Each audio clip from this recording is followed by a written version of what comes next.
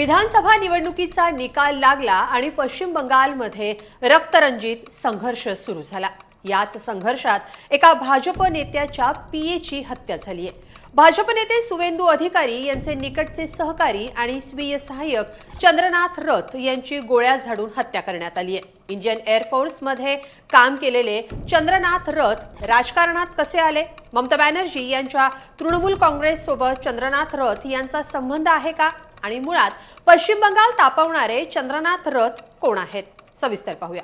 नमस्कार, मी स्वाती पाटील, lokmat.com वर आपलं स्वागत आहे।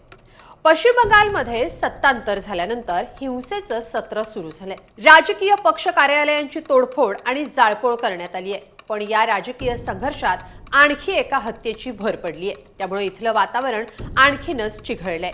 ही हत्या झाली आहे चंद्रनाथ रथ यांची। उत्तर 24 परगणा जिल्ह्यातल्या मध्यमग्रामच्या दोहरिया परिसरात हे हत्याकांड घडलंय। त्यांचं हत्याकांड कसं घडलं आणि तपासात काय समोर आलंय ते पाहणार आहोत। पण त्याआधी पाहूया चंद्रनाथ रथ कोण आहेत। 42 वर्ष वयाचे चंद्रनाथ रथ हे पश्चिम बंगालमधील भाजप नेते सुवेंदू अधिकारी यांचे स्वीय सहाय्यक होते। गेली 20 वर्षांहून अधिक काळ ते दोघे सोबत असल्यानं चंद्रनाथ रथ हे अधिकारी यांचे अत्यंत विश्वासू राजकीय सहकारी होते। ते मूळचे पूर्व मेदिनीपूर जिल्ह्यातल्या चांदीपूर इथले रहिवासी होते। राजकारणात येण्यापूर्वी चंद्रनाथ रथ यांनी भारतीय हवाई दलात म्हणजेच इंडियन एअर फोर्समध्ये सेवा बजावली आहे। ते भारतीय वायुदलात जवळपास 2 दशकं कार्यरत होते। हवाई दलातून स्वेच्छानिवृत्ती घेतल्यानंतर रथ यांनी काही काळ कॉर्पोरेट क्षेत्रातही काम केलं। राहडा रामकृष्ण मिशनमधून त्यांनी त्यांचे शिक्षण पूर्ण केलं होतं। त्यांच्यावर रामकृष्ण मिशनच्या विचारसरणीचा इतका खोल प्रभाव होता की त्यातून त्यांनी आध्यात्मिक जीवन स्वीकारण्याचा आणि संन्यास घेण्याचाही विचार केला होता। पण त्यानंतर ते वायुसेनेत गेले आणि काही काळ कॉर्पोरेट क्षेत्रातही काम केलं आणि त्यानंतर ते राजकीय जीवनात कार्यरत झाले।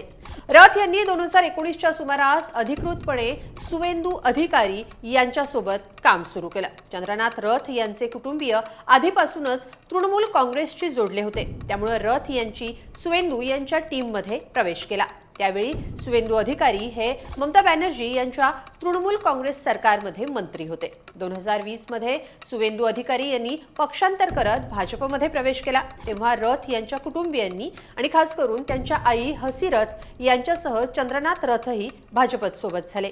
चंद्रनाथ रथ गेली अनेक वर्ष अधिकारी यांच्या राजकीय कामकाजात पडद्यामागून महत्त्वाची भूमिका बजावत होते। संघटनात्मक जबाबदारी आणि पक्ष कार्यकर्त्यांशी समन्वय साधणं ही त्यांची मुख्य कामं होती। भवानीपूर पोटनिवडणुकीतही रथ यांनी महत्त्वाची कामगिरी बजावली होती। नुकत्याच झालेल्या विधानसभा निवडणुकीदरम्यान रथ आणि ममता बॅनर्जी आमने सामने आले होते। स्ट्रॉंग रूमच्या बाहेर झालेल्या तणावावेळी ममता बॅनर्जींच्या समोर चंद्रनाथ रथ हे भाजप समर्थकांसह उपस्थित होते।